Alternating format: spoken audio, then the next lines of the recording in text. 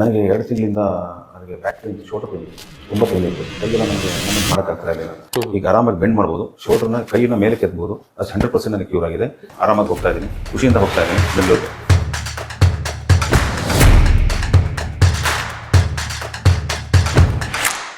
Sir, ನನ್ನ ಹೆಸರು ಮಾಲ್ತೇಶ್ ಅಂತ. ನಾನು ಬೆಂಗಳೂರಿಂದ ಬಂದಿದ್ದೇನೆ ಈ ಕ್ಲಿನಿಕ್ಗೆ, ಸನ್ಮತಿ ಕ್ಲಿನಿಕ್ಗೆ. ನನಗೆ 2 ತಿಂಗಳಿಂದ ನನಗೆ ಬ್ಯಾಕ್ ಪೇನ್, ಶೋಲ್ಡರ್ ಪೇನ್ ಇತ್ತು, ತುಂಬ ಪೇನ್ ಇತ್ತು. ಕೈಯೆಲ್ಲ ನನಗೆ ಮೂವ್ಮೆಂಟ್ ಮಾಡೋಕ್ಕಾಗ್ತಾ ಇರಲಿಲ್ಲ. ಫಸ್ಟಿಗೆ ಆರ್ಥೋ ಡಾಕ್ಟರ್ ಹತ್ರ ಹೋದೆ.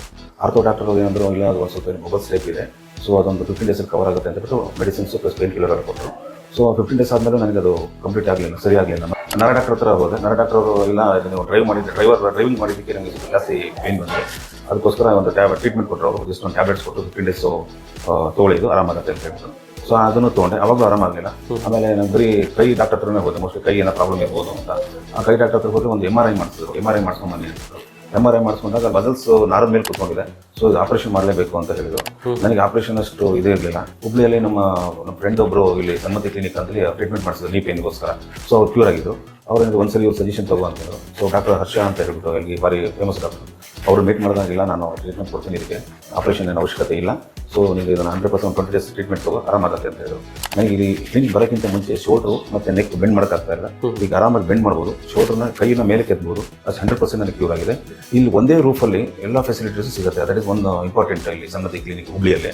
ಸೊ ಇದರಲ್ಲಿ ನಮಗೊಂದು ಅಕ್ವಾ ಅಂತ ಹೇಳ್ಬಿಟ್ಟು ಒಂದು ಸ್ವಿಮ್ಮಿಂಗಲ್ ಮಾಡೋ ಎಕ್ಸಸೈಸ್ ಇರುತ್ತೆ. ಆ ಎಕ್ಸಸೈಸಲ್ಲೇ ಮ್ಯಾಕ್ಸಿಮಮ್ 30% ಮನುಷ್ಯ ಕ್ಯೂರ್ ಆಗೋಗ್ಬಿಡ್ತಾನೆ. ನಮ್ಗೆ ಏನೇ ಪೇನ್ ಇತ್ತು, ನೀ ಪೇನು, ಆಮೇಲೆ ಶೋಲ್ಡರ್ ಪೇನು, ಆಮೇಲೆ ಬ್ಯಾಕ್ ಬೋನ್, ಏನೇ ಪೇನ್ ಇತ್ತು ಅಂದ್ರೆ ಸಹ ಈ ಅರ್ಧಕ್ಕರ್ಧ ನಮಗೆ ಸ್ವಿಮ್ಮಿಂಗ್ ಕೊಡೋ ಅವ್ರ ಎಕ್ಸಸೈಸಲ್ಲಿ, ಆಮೇಲೆ ಟ್ರೈನಿಂಗ್ ಎಲ್ಲ ಟ್ರೈನ್ಡ್ ಸ್ಟಾಫೇ ಇದ್ದಾರೆ ಇಲ್ಲಿ. They very nice staff.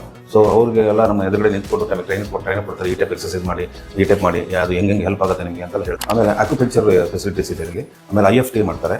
ಆಮೇಲೆ ಹಾರ್ಟ್ ಬ್ಯಾಗ್ ಅಂತ ಟ್ರೀಟ್ಮೆಂಟ್ ಕೊಡ್ತಾರೆ. ಆಮೇಲೆ ಸ್ಟಾಕ್ ವೇವ್ ಅಂತ ಕೊಡ್ತಾರೆ. That is very important. Shock wave ಅದರಿಂದ ಮನೆ ಒಂದು ಕ್ಯೂರ್ ಆಗಿಬಿಡುತ್ತೆ.